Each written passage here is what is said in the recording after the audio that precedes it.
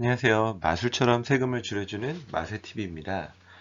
한 달 전 네프콘에 올렸던 내용인데, 지금도 어떤 그 증여취득세 올라가는 부분 때문에 무조건 12월 안에 증여를 좀 해야 되는 게 아니냐라고 좀 여쭤보시는 분들이 계셔서, 좀 한 달 정도, 글을 쓴 지는 좀 한 달 정도 지났지만, 지금이라도 좀 고민하시는 분들한테 도움이 되고자 영상을 한번 준비해 봤습니다. 그 여러 유튜브나 블로그에 보시면 2022년이 가장 최적의 증여 타이밍이다.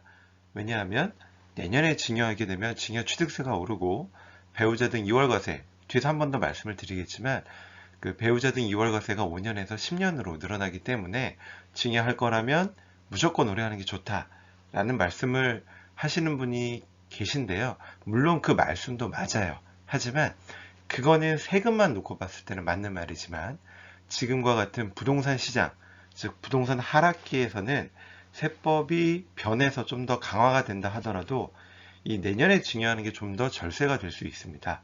자, 왜 그런지 한번 같이 살펴보도록 할게요. 많은 분들이 2022년, 즉 내년이 도래하기 전에 증여를 하는 것이 더 절세가 된다라고 말씀하시는 이유는 바로 이 증여취득세 때문에 그렇습니다. 이 규정이 뭐 이번 7월 달에 개정된 게 아니고요. 그 이전에 이미 개정은 됐고 그 시행 시기만 2023년으로 늦춰놓은 거기 때문에 많은 분들이 알고 계셨고 사실 이 규정 때문에 내년보다 올해 좋다라고 말씀할 수밖에 없었던 이유는 올 초까지만 해도 부동산 시장이 계속적으로 상향하는 구조였기 때문에 그래요. 그런데 갑작스럽게 전환이 됐죠. 지금은 부동산 가격이 계속적으로 좀 빠지고 있는 상황입니다. 자, 일단 규정부터 살펴보면 올해까지 즉 현행 규정은 이제 증여를 할 때 감정을 받다 하더라도 취득 당시 신고한 가액이 없다면 그 시가 표준액으로 증여취득세를 계산하지만 내년부터는 시가 인정액을 사용한다. 다만 예외적으로 상속으로 취득한 경우이거나 이 시가 표준액 공시지가가 1억 원 이하의 부동산의 경우에는 내년에 증여한다 하더라도 여전히 시가 표준액을 사용한다. 그럼 이 시가 인정액이란 뭐냐? 이런 거죠. 밑에 글로 표현한 것처럼 시가 인정액이란 취득일 전 6개월부터 후 3개월 이내의 기간 동안에 매매 사례가액, 감정가, 공매가액 등을 의미한다. 즉 이는 증여세 계산을 위해 증여재산 평가하는 방법과 동일하다. 즉 우리가 아파트 같은 경우를 증여할 때도 이 유사 매매 사례가액 때문에 피해보는 부분들이 발생할 수 있었죠. 왜? 부동산 시장이 올라가는 시점에 내가 증여를 한다고 쳐요. 뭐 예를 들어 내가 증여할 때 발견되어졌던 매매 사례 가액이 10억이다 라고 하면 나는 10억을 가지고 유사 매매 사례 가액으로 신고를 하는 거죠. 내 위아래 집이 같은 평형대가 10억에 거래됐다면.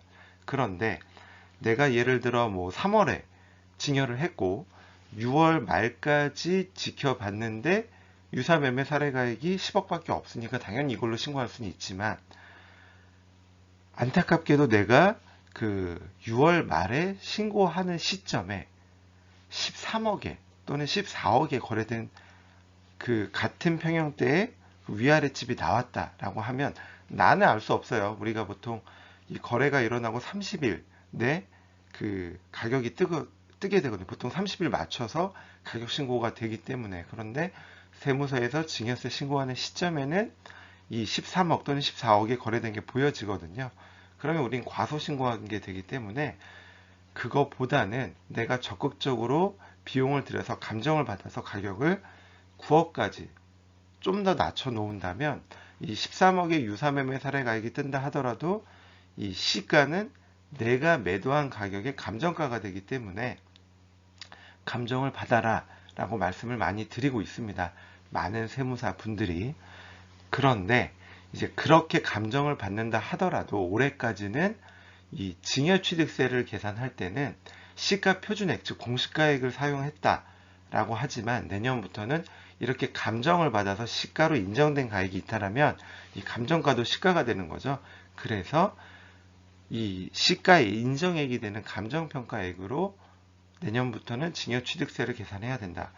지금 예를 들어 10억 그 유사 매매 사례 가액이 10억이라고 한다면 공시가는 한 6억에서 7억 정도 보통은 그렇게 될 거예요. 그러면 이 증여를 하는 물건의 과표는 6억이나 7억이 되는 겁니다. 내가 감정가액이 10억 또는 13억 또는 9억이 된다 하더라도, 그런데 내년에 증여할 때는 이 감정을 받은 가액이 뭐 9억이다 라고 하면 공시가액이 아무리 6억 7억이라 하더라도 감정받은 시가 인정액 기준으로 증여취득세를 계산하고, 이 증여취득세가 12%죠.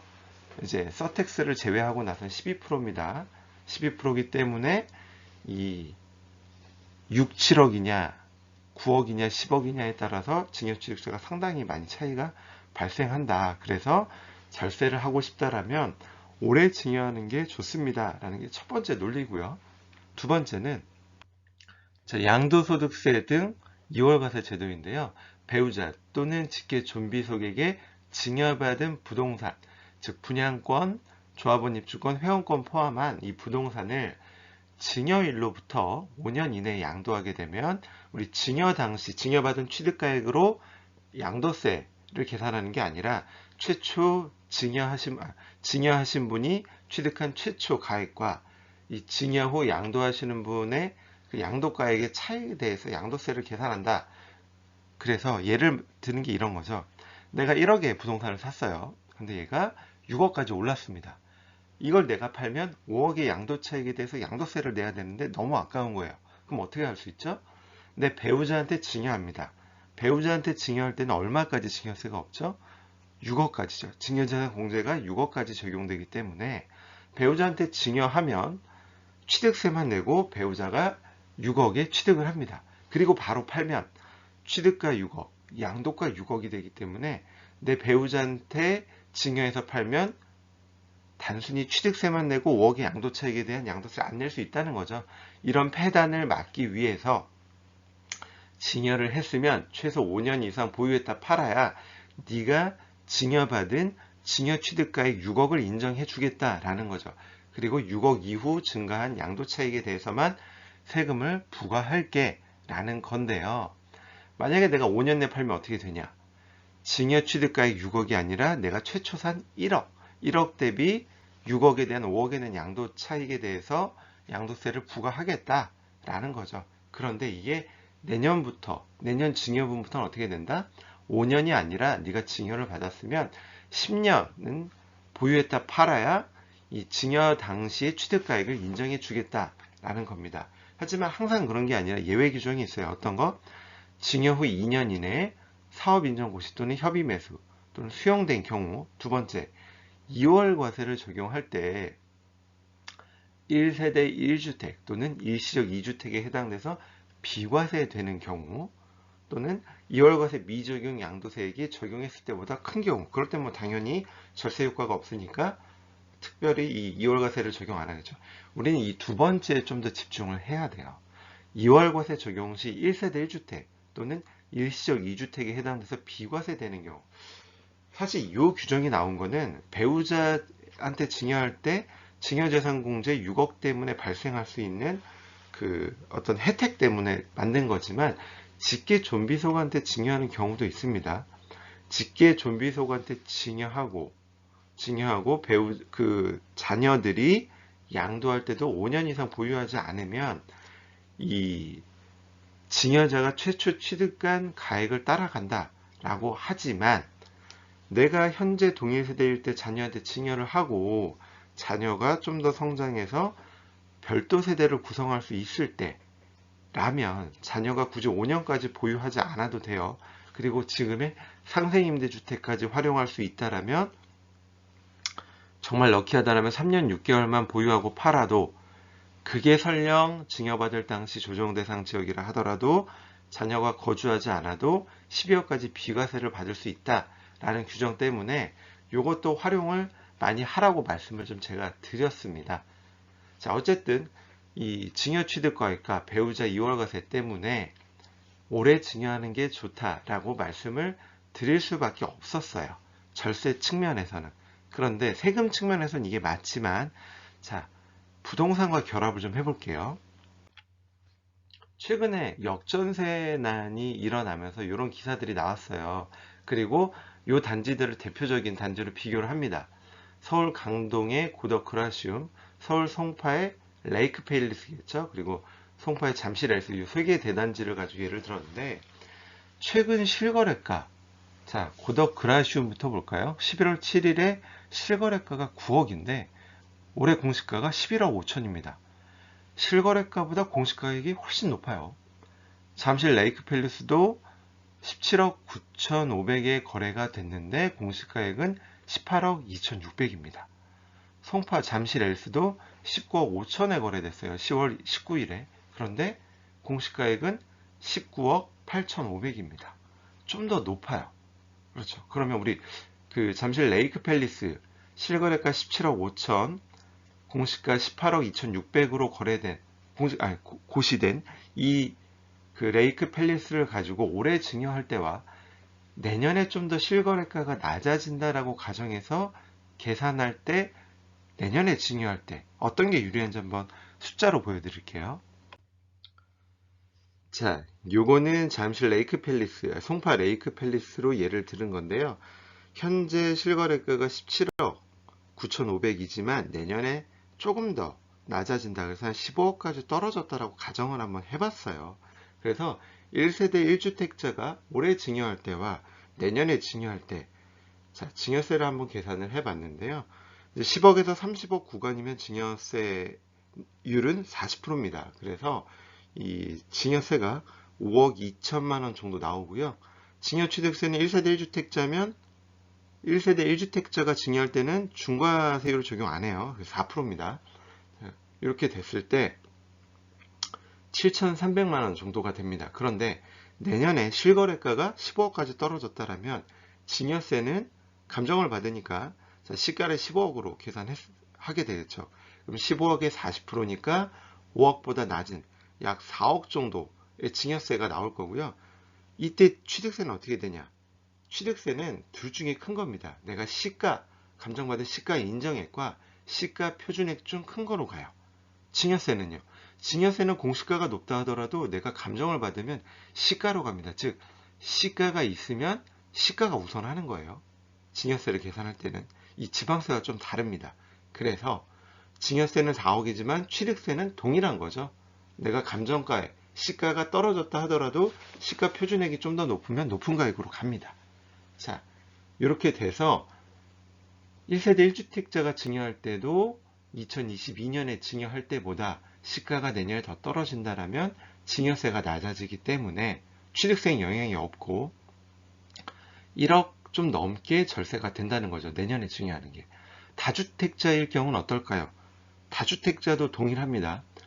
이 증여 취득세 여기는 이제 84제곱미터 이하라 12.4%의 취득세율을 적용을 했고 취득세는 변함이 없어요. 12.4%를 적용하면 7,300이 아니라 2억 2,600 상당히 비싸죠. 많이 들어가는 건 동일하지만 이 증여세가 5억 2천이 아니라 어떻게 된다? 4억까지 떨어지기 때문에 실제로 이때도 7억 5천 정도 올해 하면 7억 5천 정도가 필요하다라면 내년이면 6억 3천 5백 즉 1억 좀 넘게 세이브가 된다. 절세가 된다.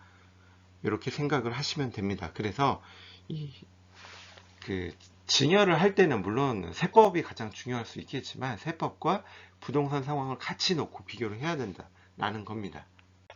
여기에 최근에 이런 기사가 하나 더 떴어요. 보도자료가 2023년 내년에 부동산 보유세를 20년 수준까지 되돌리겠다. 즉 부동산 가격이 계속적으로 빠지는데 공시가격만 높여서 이런 역전세난이 발생하는 것을 방지하겠다. 그래서 기재부에서 행정안전부에서 국토부에서 이 보유세 부담을 20년 수준까지 완화하겠다라고 발표를 했습니다. 그러면 앞에서 계산한 사례에서 우리 취득세는 동일하다라고 했지만 내년에 이제 공시 가격이 떨어진다라면 어떻게 되죠? 내년 하반기에 증여하면 취득세도 떨어지고 증여세도 떨어져 좀 더 낮은 가격으로 증여를 할 수 있다라는 거죠. 그래서 이 내년에 부동산 시장까지 좀 같이 보고 공시가격이 낮아지는 것까지 같이 보면서 증여를 해야 될 타이밍, 즉 우리가 해야 될 최적의 증여 타이밍을 생각해야 된다라는 겁니다. 자, 그래서 이 내용을 한번 고려하면서 너무 급하게 12월 달에 증여를 할 필요가 없다. 물론 증여하는 게 유리할 수도 있지만 뭐 한남동 같은 경우는 내년에도 가격이 오를 가능성이 상당히 높지만 모든 지역이 그렇지는 않다라는 거예요. 그 갖고 있는 물건에 대한 그 미래 가치는 여러분들이 더 잘 아실 테니까 저보다는 그러한 미래 가치와 함께 고려해서 증여 타이밍을 생각하시면 좋다라는 내용을 좀 꼭 말씀드리고 싶어서 영상을 준비해 봤습니다. 네, 오늘 준비한 내용이 여기까지고요. 좀 더 자세하게 글로 좀 보고 싶다라고 하면 네이버 프리미엄 콘텐츠에 가면 맛의 세금 이야기, 부자들의 비밀 수첩이라는 주제로 매주 수요일 주 1회 이상 발행하는 콘텐츠가 있습니다. 원래 3,500원 정도 발생을 하지만 제가 최근에 매일 상담을 하면서 발생했던 중요한 내용들을 좀 여러분들한테 말씀을 좀 드리는 것도 있고 최근 이슈가 되는 것들에 대해서 제 개인적인 의견도 좀 개진을 하고 있습니다. 첫 달은 무료 쿠폰을 제공하고 있으니까 편안하게 무료로 한번 열람해 보시고 도움이 된다라면 커피 한 잔 값 정도면 여러분한테 도움이 되는 그리고 절세가 되는 내용들을 좀 많이 얻어 가실 수 있다라고 생각이 됩니다. 최근 지난주에 올렸던 내용입니다. 종부세 이제 이번 주 목요일까지 납부 기간이죠. 이와 관련해서 조금 오류가 날 수 있는 내용들을 좀 정리해서 이런 부분을 꼭 확인해 보라고 말씀드린 내용이 있었고 본인에 해당되는 부분이 있어 좀 질문을 주신 분이 계셨어요. 그래서 그에 대해서 좀 하는 절차와 뭐가 잘못됐는지 왜 잘못 고지됐는지 논리적으로 좀 말씀을 드렸고요. 그래서 이분이 주택수 산정에서 제외 신청을 했고 그래서 네, 세율이 줄어들었습니다. 0.8%로 1.6이 아니라 그래서 한 250만 원 정도 절세가 됐다라고 답변을 주셨어요. 사실 이렇게 해서 이분들이 좀 세금을 세이브하면 저도 좀 상당히 기분이 좋고요. 당연한 권리라고 말씀하셨지만 이 국세청에서는 여러분들이 당연한 권리를 찾아가지 않는 부분에 대해서까지 모두 다 환급을 해주지는 않습니다. 그래서 세금 공부를 꼭 해야 되고요. 중요한 부분들은 이제 세무사 또는 세무 전문가를 통해서 여러분들이 꼭 확인을 해서 내 권리를 찾을 필요가 있다고 생각이 됩니다. 이번 주 수요일에는 아마 요새 이런 걸 좀 많이 여쭤보시더라고요. 이제 금리가 5%까지 오르다 보니까 내가 정기예금에 맡겨서 조금만 맡겨도 금융소득 종합과세 대상자가 되는데 이때 정말 세금이 많이 늘어나냐 이런 질문들을 좀 많이 주셔서 이 부분에 대해서 제가 좀 설명을 드리고 어떻게 하면 절세할 수 있는지 그리고 얼마나 늘어나는지 그런 부분들에 대해서 좀 한번 설명을 드리는 시간을 준비해 보려고 합니다. 자, 도움이 되셨다면 구독, 좋아요 눌러주세요. 지금까지 마술처럼 세금을 줄여주는 마세TV였습니다. 감사합니다.